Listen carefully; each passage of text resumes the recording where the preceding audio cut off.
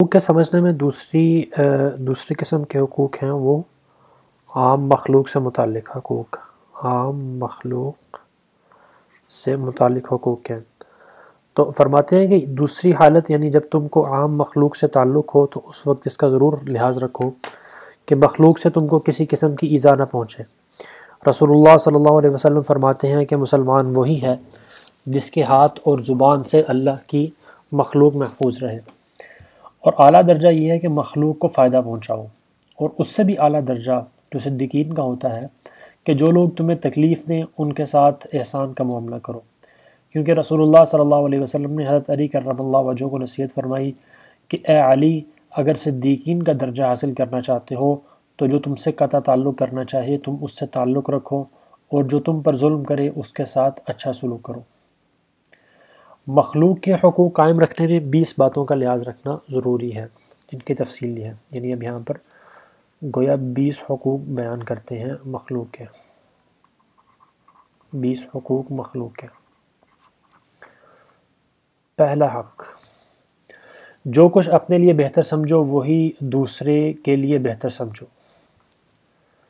جو اپنے لیے بہتر وہی دوسرے کے لیے، کیونکہ حدیث کے اندر آتا ہے کہ ایسے شخص کے لیے، یعنی جو شخص ایسا کام کرتا ہے کہ دوسرے کے لیے وہی پسند کرتا ہے جو اپنے لیے پسند کرتا ہے، تو ایسے شخص کے بارے میں آتا ہے کہ اس کا خاتمہ، بشرطے کہ اس کا خاتمہ اگر خیر پر ہو تو وہ جہنم سے محفوظ رہے گا۔ یعنی اس کے لیے بہت بڑی خوشخبری یہ ہے کہ اگر وہ اپنے اس کام پر مرتے دم تک قائم رہتا ہے اور اس کا خاتمہ کفر پر نہیں ہوتا، ایمان پر ہوتا ہے، تو اس کو جہنم سے محفوظ رہنے کی بشارت دی گئی ہے۔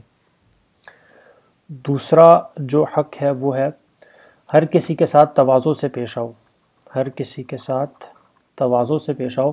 کیونکہ حق تعالیٰ مغرور اور متکبر کو پسند نہیں کرتا۔ بس اگر کوئی دوسرا شخص تمہارے ساتھ تکبر سے پیش آئے تو اس کو برداشت کر جاؤ،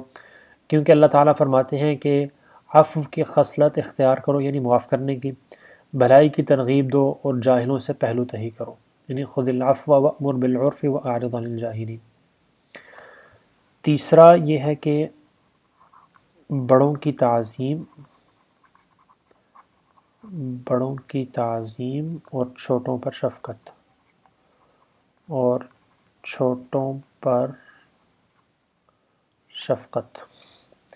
بڑوں کی تعظیم کرو اور چھوٹوں پر شفقت کی نظر رکھو۔ رسول اللہ صلی اللہ علیہ وسلم فرماتے ہیں کہ جو جوان کسی بوڑھے کی تعظیم کرے گا تو اس جوان کے بڑھاپے کی حالت میں اللہ تعالیٰ اس کی تعظیم کرنے والا شخص پیدا فرما دیں گے۔ اس حدیث میں اشارہ درازی عمر کی بھی بشارت آ گئی کہ اس کو بوڑھا ہونا نصیب ہوگا۔ چوتھا حق بیان کرتے ہیں کہ ہر شخص کے ساتھ خندہ روئی سے پیش آؤ، یعنی ہنستے مسکراتے پیش آنا، کیونکہ رسول اللہ صلی اللہ علیہ وسلم ایسے شخص کو دوزخ سے بچنے اور اللہ کے محبوب ہونے کی بشارت دیتے ہیں۔ پانچواں حق یہ بیان کرتے ہیں کہ دو مسلمانوں میں رنجش ہو جائے تو صلح کروانا۔ شریعت میں ایسے موقع پر تالیف قلوب کی وجہ سے بضرورت جھوٹ بولنے تک کی اجازت آئی ہے، اور شرعاً اس کا درجہ نفل نماز اور روزہ سے بھی افضل ہے۔ یعنی یہ اہم چیز ہے کہ یہ جو ہے نفلی روزہ اور نماز سے بہتر ہے، یعنی لوگوں میں صلح کروانا وہ نفلی عبادات سے بھی بہت بہتر چیز ہے۔ چھٹا یہ ہے کہ جو لوگ ایک دوسرے سے چغلی کھاتے ہیں یا ادھر کی ادھر لگا کر مسلمانوں میں باہمی رنجش پیدا کرتے ہیں، ان کی بات ہرگز نہ سنو، یعنی ان کی بات پر کان ہی نہیں دھرنے چاہیے۔ چغل خور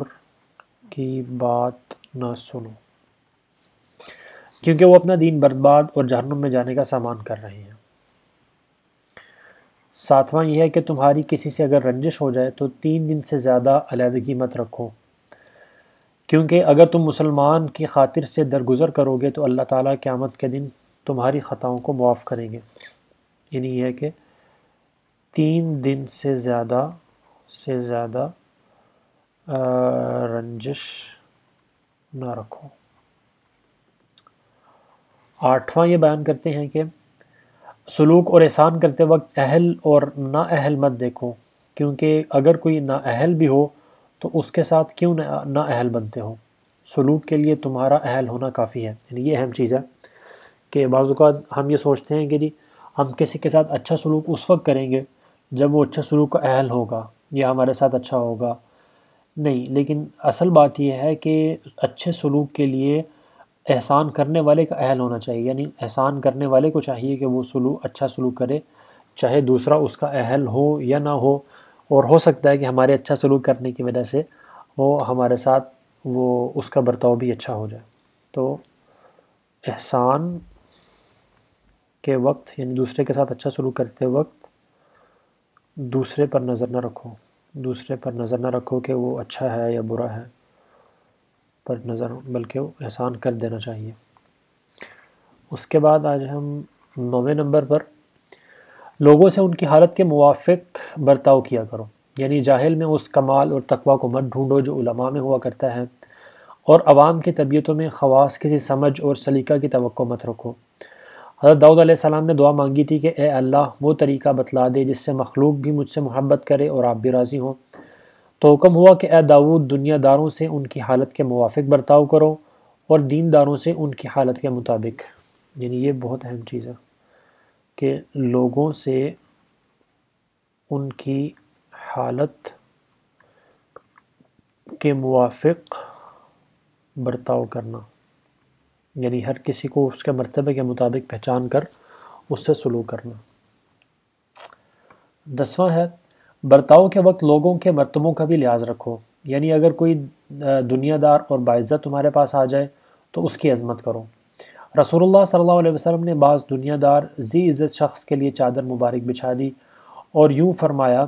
کہ جب کسی قوم کا بڑا شخص تمہارے پاس آیا کرے تو اس کی عزت کیا کرو، یعنی لوگوں کے مرتبے کے مطابق سلوک، لوگوں کے مرتبے کے مطابق سلوک کرنا ہوگا۔ اس چیز میں اور جو پچھلی چیز ہے یہ کچھ نہ کچھ ملتی جلتی چیز ہے، لیکن اس میں ایک جو باریک فرق ہے وہ یہ ہے کہ اس میں لوگوں کی حالت کو ہم دیکھ رہے ہیں، یعنی لوگوں کی حالت سے مراد یہ ہے کہ وہ شخص دیندار ہے، پڑھا لکھا ہے، جاہل ہے، ان پڑھ ہے، یا مطلب اس کی حالت اس وقت کیا ہے، اور ظاہر ہے حالات کے مطابق ہر انسان کے اپنے مزاج کے اندر فرق ہوتا ہے، اور جبکہ دوسرے کے اندر یہاں پہ ہم اس کا مرتبہ دیکھ رہے ہیں دنیا کے اعتبار سے کہ وہ یعنی کوئی رئیس ہے، کوئی بادشاہ ہے، کوئی کام کرنے والا ملازم ہے، یعنی اس طرح سے اس کے جو دنیاوی مراتب ہیں اس کے اعتبار سے ہم یہاں پہ دیکھتے ہیں کہ وہ کس جگہ پہ رہا، اور اس کے مطابق ہی اس سے سلوک کرنا چاہیے، کیونکہ رسول اللہ صلی اللہ علیہ وسلم نے بھی ایسا ہی کیا۔ 11ویں چیز ہے مسلمانوں کے عیب ہرگز ظاہر نہ کرو، کیونکہ پردہ پوشی کرنے والے جنت میں جائیں گے۔ غیبت بھی نہ کرو اور کسی کے عیب کی ٹو میں بھی نہ رہو۔ یاد رکھو کہ اگر آج تم کسی مسلمان کی عیب جوئی کرو گے تو کل کو حق تعالیٰ تمہارے عیب ظاہر فرما کر رسوا کر دیں گے، اور جس کو وہ رسوا کرے پھر اس کو امان کہاں ملے۔ یعنی 11واں ہوا کہ مسلمانوں کے عیب کو یعنی کسی کے عیب کو ظاہر نہ کرو، پردہ پوشی سے کام لینا، یعنی اس کا حکم ہے۔ 12واں نمبر ہے تہمت کی جگہ سے بھی بچو، ورنہ لوگ بدگمان ہوں گے اور تمہاری غیبت کیا کریں گے۔ تہمت کی جگہ سے بچنا، تہمت کی جگہ سے بچنا،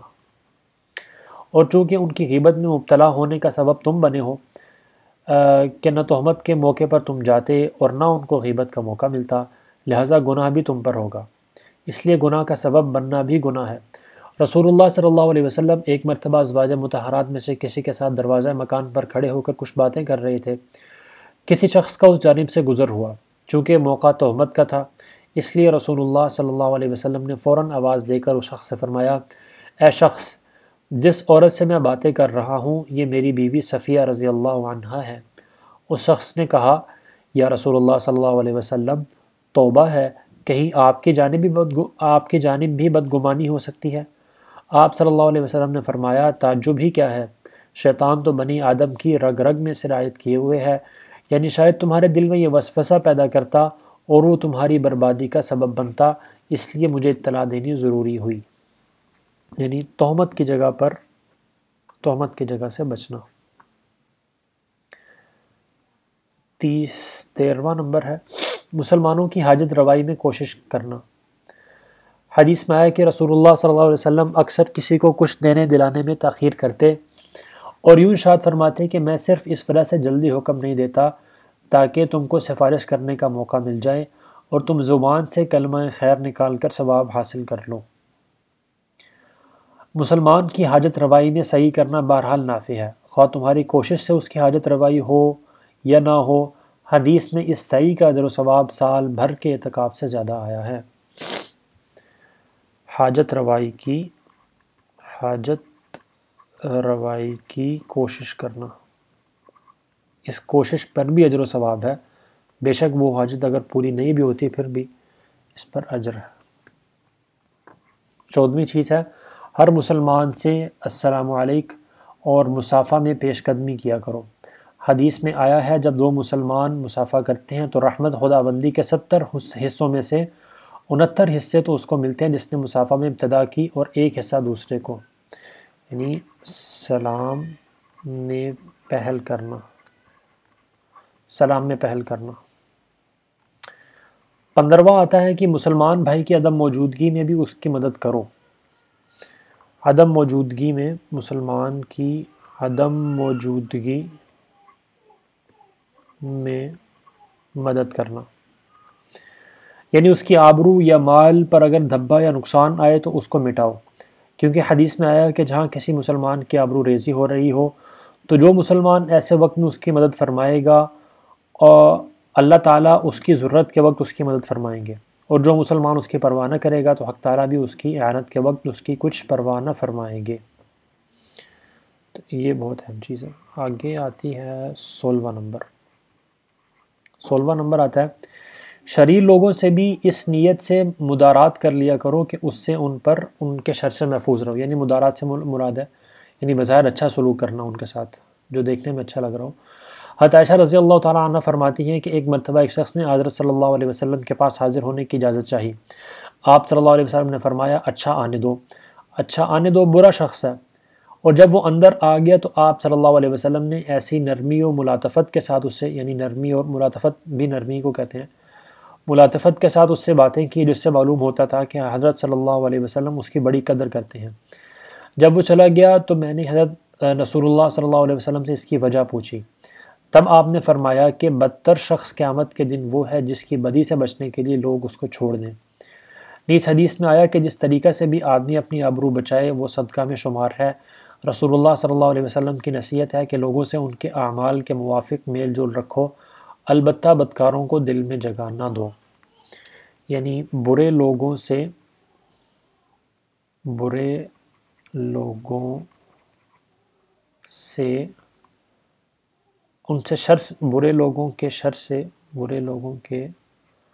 شر سے بچنے کے لیے ان سے بظاہر اچھا سلوک۔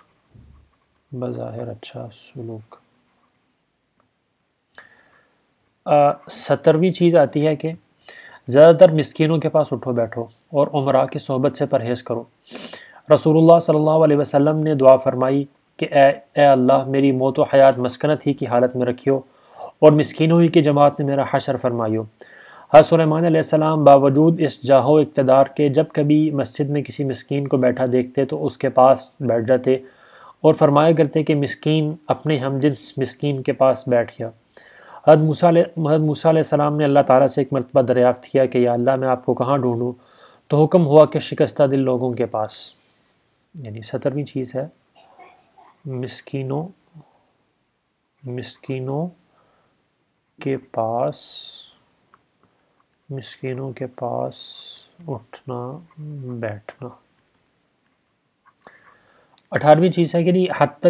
الامکان انہی کے پاس بیٹھو جن کو کچھ دینی فائدہ پہنچا سکو یا جن سے دین کا کچھ نفع حاصل کر سکو، اور غفلت والوں سے علیحدہ رہو، کیونکہ رسول اللہ صلی اللہ علیہ وسلم نے فرمایا کہ برے ہم نشین سے تنہائی بہتر اور تنہائی سے نیک بخت ہم نشین بہتر، یعنی برے لوگوں کے پاس نہ بیٹھو، برے لوگوں کے پاس نہ بیٹھو۔ اور یہ خیال کرو کہ اگر تم ایسے شخص کے پاس آتے جاتے رہو جو ہر دفعہ تمہارے، یعنی اب مثال دے رہے ہیں امام غزالی رحمۃ اللہ علیہ کہ برے شخص کے پاس آنا جانا کس طرح کا ہے، اس کی مثال یہ ہے کہ ایسے شخص کے پاس آتے جاتے رہو جو ہر دفعہ تمہارے کپڑے کا ایک تار یا داڑھی کا ایک بال نوچ لیا کرے، تو ضرور تم کو اندیشہ ہوگا کہ اس طرح تو عنقریب کپڑا ختم اور داڑھی بھی ختم اور صاف ہو جائے گی، تو تم اس کے پاس آمد و رفت ترک کر دو گے۔ یعنی مطلب یہ ہے کہ اگر کوئی برا شخص ہے، اس کی مثال ایسے ہی ہے کہ جیسے تم کسی شخص کے پاس جاتے ہو تو وہ تمہارے کپڑے میں سے کوئی چیز نکال لیتا ہے، داڑھی کے بال کھینچ لیتا ہے، اور جب بھی تم جاتے ہو تو وہ یہی کرتا ہے، تو نتیجہ کیا ہوگا، کچھ عرصے بعد تمہارے کپڑے بھی پورے ختم ہو جائیں گے اور تمہاری داڑھی بھی صاف ہو جائے گی، یعنی عزت بھی جاتی رہے گی۔ تو اسی طرح جب برے شخص کے پاس انسان جا کے بیٹھتا ہے تو وہ دین کے اندر کچھ نہ کچھ کمی کرتا رہتا ہے، جس کی وجہ سے آہستہ آہستہ دین جو ہے وہ اس میں کمی آنے لگتی ہے۔ تو اس وجہ سے اب برے لوگوں کے پاس نہیں بیٹھنا چاہیے۔ اس کے بعد 19ویں نمبر پہ چیز آتی ہے کہ مسلمان بھائی اگر بیمار ہو تو اس کی عیادت کیا کرو،